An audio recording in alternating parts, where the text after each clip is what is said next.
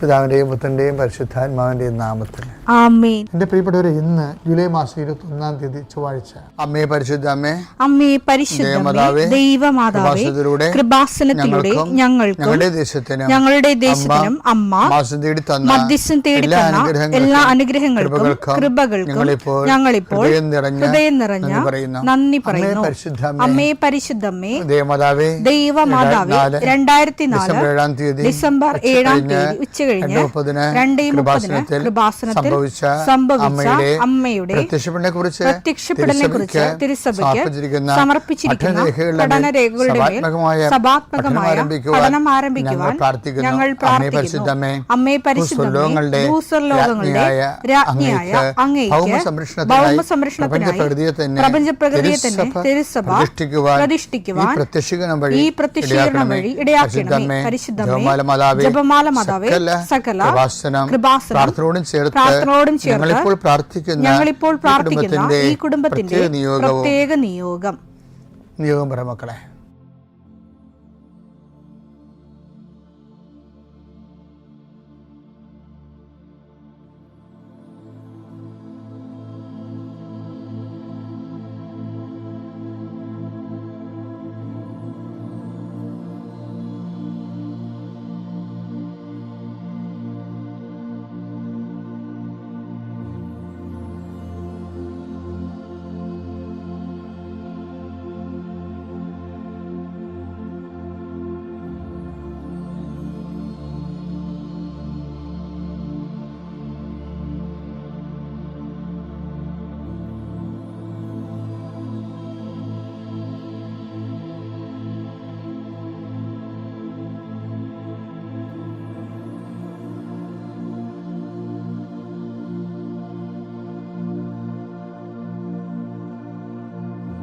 അമ്മയുടെ പ്രത്യക്ഷീകരണത്തിന്റെ ഈ അനുഗ്രഹവേളയിൽ ഞങ്ങൾക്ക് സാധിച്ചു തരുവാൻ കനിയണമേ.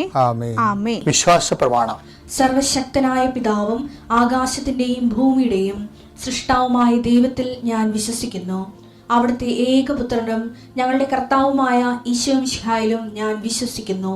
ഈ പുത്രൻ പരിശുദ്ധാത്മാവിനാൽ ഗർഭസ്ഥനായി കന്യകാമറിയത്തിൽ നിന്ന് പിറന്ന് പൊന്തിയോസ് പീലാത്തോസിന്റെ കാലത്ത് പീഡകൾ സഹിച്ച് കുരിശിൽ തറയ്ക്കപ്പെട്ട് മരിച്ച് അടക്കപ്പെട്ട് പാതാളങ്ങളിൽ ഇറങ്ങി മരിച്ചവരുടെ ഇടയിൽ നിന്ന് 3-ാം നാൾ ഉയർത്ത് സ്വർഗത്തിലേക്ക് എഴുന്നള്ളി സർവശക്തിയുള്ള പിതാവായ ദൈവത്തിന്റെ വലതുഭാഗത്തിരിക്കുന്നു.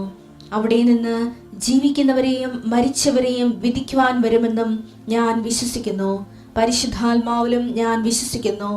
വിശുദ്ധ കത്തോലിക്കാ സഭയിലും പുണ്യവാന്മാരുടെ ഐക്യത്തിലും പാപങ്ങളുടെ മോചനത്തിലും ശരീരത്തിന്റെ ഉയർപ്പിലും നിത്യമായ ജീവിതത്തിലും ഞാൻ വിശ്വസിക്കുന്നു. ആമേൻ. സുഖസ്ഥനായ ഞങ്ങളുടെ പിതാവേ, അങ്ങയുടെ നാമം പൂജിതമാകണമേ. അങ്ങയുടെ രാജ്യം വരണമേ. അങ്ങയുടെ തിരുമനസ് സ്വർഗത്തിലെ പോലെ ഭൂമിയിലും ആകണമേ. അന്നു വേണ്ടുന്ന ആഹാരം ഇന്ന് ഞങ്ങൾക്ക് തരണമേ. ഞങ്ങളോട് തെറ്റ് ചെയ്യുന്നവരോട് ഞങ്ങൾ ക്ഷമിക്കുന്നത് പോലെ ഞങ്ങളുടെ തെറ്റുകൾ ഞങ്ങളോടും ക്ഷമിക്കണമേ. ഞങ്ങളെ പ്രലോഭനത്തിൽ ഉൾപ്പെടുത്തരുതേ, തിന്മയിൽ ഞങ്ങൾ രക്ഷിക്കണമേ. ആമേൻ. നന്മ നിറഞ്ഞ മറിയമേ, സ്വസ്തി. കർത്താവ് അങ്ങയുടെ കൂടെ സ്ത്രീകളിൽ അങ്ങ് അനുഗ്രഹിക്കപ്പെട്ടവളാകുന്നു.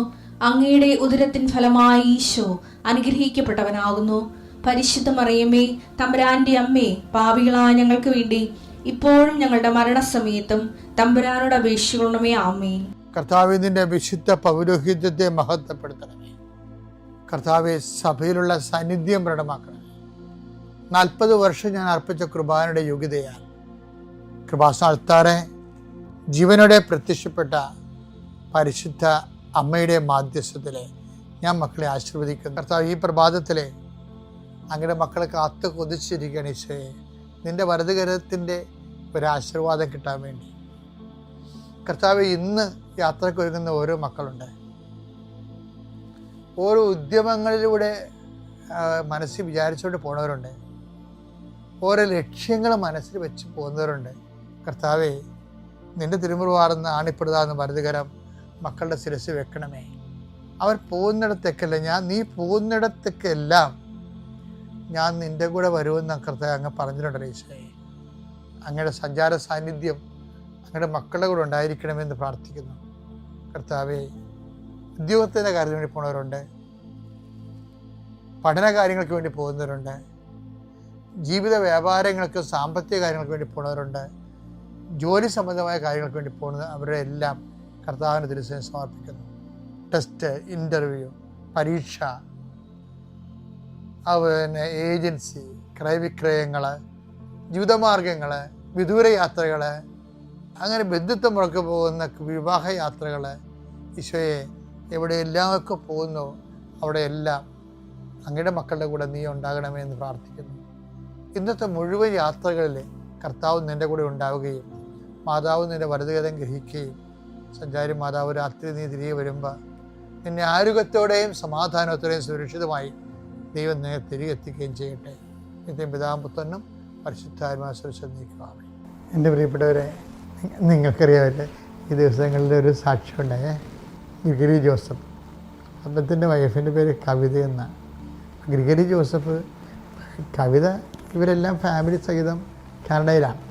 അപ്പം എനിക്ക് ഇഷ്ടപ്പെട്ടത് ഗ്രിഗറി ജോസഫിന് ഈ ഇറ്റിനറൻ്റ് ആയിട്ടുള്ള ഇങ്ങനെ സാധനങ്ങളെ ഏജൻസിയായിട്ട് എത്തിച്ചു കൊടുക്കുന്ന എന്ത് ബിസിനസ്സാണ്. അപ്പോൾ അതുകൊണ്ട് ഒരു മിനിമം വേതനമാക്കി പുള്ളിക്ക് കാനഡ കിട്ടിക്കൊണ്ടിരുന്നത്. പക്ഷെ പുള്ളി ഉടമ്പടി വന്നതിന് ശേഷം ഉടമ്പടി പുള്ളി കൃത്യമായിട്ട് ചെയ്യും. ഇപ്പോൾ ദൈവം നമ്മുടെ കരുതൽ കാണിച്ചത്, ഇപ്പോൾ ഞാൻ നിനക്ക് ഇളവ് ചെയ്ത പോലെ നീയും ഇളവ് ചെയ്ത് കൊടുക്കേണ്ടതായിരുന്നില്ലേ. മത്തായി 18:33 ഞാൻ നിന്നോട് കരുണ കാണിച്ച പോലെ നീയും നിന്റെ സഹസേവകനോട് കരുണ കാണിക്കേണ്ടതായിരുന്നില്ലേ. ചില ആൾക്കാർക്ക് സങ്കടമൊക്കെ കണ്ട് നിൽക്കുകയാണെന്നെങ്കിൽ ഒരു പരിചയമില്ലെങ്കിൽ അങ്ങോട്ട് നിന്ന് ചോദിക്കും, എന്താ സങ്കടമാണല്ലോ, വല്ല കുഴപ്പമുണ്ടോ, സഹായിക്കണോ എന്നൊക്കെ ചോദിക്കും. അപ്പോൾ അതൊക്കെ മനസ്സിലായില്ലേ അവർ ഉടമ്പടി കറക്റ്റ് ഉടമ്പടി ഫോളോ ചെയ്യണമെന്ന്. അപ്പോൾ ഒരിക്കൽ ഗ്രിഗറി പറഞ്ഞേ, കർത്താവേ എൻ്റെ ജോലി ഇത്തിരി ശമ്പളം കുറവാണ്, എനിക്കൊരു പുതിയ ജോലി കിട്ടിയിരുന്നേ കൊള്ളാമായിരുന്നു പറയും. അപ്പോൾ എന്നിട്ട് ഇവർ എവിടെയോ ഓൺലൈനിൽ വന്ന ഒരു സ്ഥലത്തേക്ക് ഗ്രിഗറി വിളിക്കുമ്പോൾ അവിടുന്ന് റെസ്പോണ്ട് ചെയ്യും. വൈകുന്നേരം റെസ്പോണ്ട് ചെയ്ത് ഇങ്ങനെ തിരിച്ച് വിളിക്കും. ഒരു ചേടത്തി വിളിക്കും, കാനഡയിൽ ഒരു ചേടത്തി വിളിക്കാൻ പറഞ്ഞു, എന്താ നിങ്ങളുടെ പ്രശ്നം? അപ്പോൾ പറഞ്ഞു, എൻ്റെ ജോലി ഇതാണ്, അപ്പോൾ എനിക്ക് നിങ്ങളുടെ സ്ഥാപനത്തിൽ വർക്ക് ചെയ്യാൻ താല്പര്യമുണ്ടെന്ന് പറയുമ്പോൾ, ഇറ്റ്സ് ഓക്കെ, പക്ഷേ ഞങ്ങൾക്ക് നിങ്ങളുടെ സ്ഥലത്ത് ഏജൻസി ഇല്ലെന്ന് പറയും. എന്നിട്ട് ആ ലേഡി പറയുമേ, let us think about it എന്ന് പറയാം. ഇല്ലെങ്കിൽ ഞങ്ങളെ ഇപ്പം നീ ഇപ്പോൾ നിങ്ങളെ വിളിച്ചില്ലേ, അപ്പം നിങ്ങളുടെ സ്ഥലത്ത് ഏജൻസി ഉണ്ടാക്കാൻ പറ്റുമോ എന്ന് നോക്കട്ടെ എന്ന്. എൻ്റെ ഇൻസ്റ്റിറ്റ്യൂഷൻ അവരുടെ സ്ഥാപനം ഉണ്ടാക്കാൻ പറ്റുമോ എന്ന് നോക്കട്ടെ എന്ന് പറയും. പെട്ടെന്നായിരുന്നു ആ സംഭവം. അവിടെ അവരുടെ സ്ഥാപനം ഉണ്ടാക്കി ഞങ്ങൾക്ക് ജോലിയും കൊടുത്ത്, അതല്ല 3 മാസത്തിനുള്ളിൽ ഏറ്റവും ബെസ്റ്റ് സെല്ലറിൻ്റെ അവാർഡും കിട്ടി. അപ്പം ദൈവത്തിനടുത്ത് ഇതെല്ലാം ഉണ്ട്, ഇതെല്ലാം ദൈവത്തിനടുത്തുണ്ട്. പക്ഷെ നമ്മളൊരു മെനയാകത്തില്ല, അതാണ് നമുക്ക് പ്രശ്നം. അങ്ങനെ ചെയ്താൽ ഉടമ്പടി എന്നും പറഞ്ഞുകൊണ്ട് നമ്മളിങ്ങനെയൊക്കെ ചെയ്താൽ നഷ്ടമല്ലേ വരുന്നത്, ഉടമ്പടി എന്നും പറഞ്ഞ് നമ്മളിങ്ങനെയൊക്കെ ചെയ്താൽ ഉള്ളതും കൂടി ഇല്ലാണ്ടാകത്തില്ലേ എന്നൊക്കെ ചിന്തിച്ച്, മാനുഷികമായി ചിന്തിച്ച് ദൈവത്തെ ഉടമ്പടിയെയും ചില കോണറിൽ നമ്മൾ അടുപ്പിക്കത്തില്ല. അതാണ് ഈ പന്നി ചോദിച്ചില്ലേ ഒരിക്കലേ, പന്നിക്കഥകളിലുള്ളതാണത്. ലഗിയോൻ പറയണില്ലേ, നീ എന്തിനാണ് ഞങ്ങളുടെ കാര്യത്തിൽ ഇടപെടണമെന്ന്. അപ്പോൾ ആ ഒരു വകുപ്പ് നിലനിൽക്കുന്നിടത്തോളം കാലം ഏതെങ്കിലും വിഷയത്തിൽ ദൈവം ഇടപെടരുതെന്ന് നിങ്ങൾ ഉദ്ദേശിക്കുന്നുണ്ടെങ്കിൽ നിങ്ങളുടെ ഉടമ്പടി ദൈവം ഇടപെട്ടിട്ടില്ല. ഇതൊരു ബ്ലാങ്ക് പേപ്പറാണ്. എന്താ കാര്യം? ഏതെങ്കിലും ഒരു വിഷയത്തിൽ ദൈവം ഇടപെടരുതെന്ന് നിങ്ങൾ വിചാരിച്ചിട്ടുണ്ടെങ്കിൽ നിങ്ങളുടെ ഉടമ്പടിയിൽ ദൈവം ഇടപെട്ടിട്ടേയില്ല.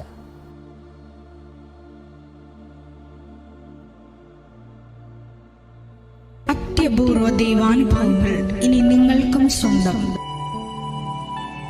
ഈ യൂട്യൂബ് ചാനൽ ഇതുവരെ സബ്സ്ക്രൈബ് ചെയ്തിട്ടില്ലെങ്കിൽ ഇപ്പോൾ തന്നെ സബ്സ്ക്രൈബ് ചെയ്യുക. ഈ വീഡിയോ ഇപ്പോൾ തന്നെ നിങ്ങളുടെ സുഹൃത്തുക്കൾക്ക് ഷെയർ ചെയ്തുകൊണ്ട് കർത്താവിന്റെ പ്രേക്ഷിതരാകുക.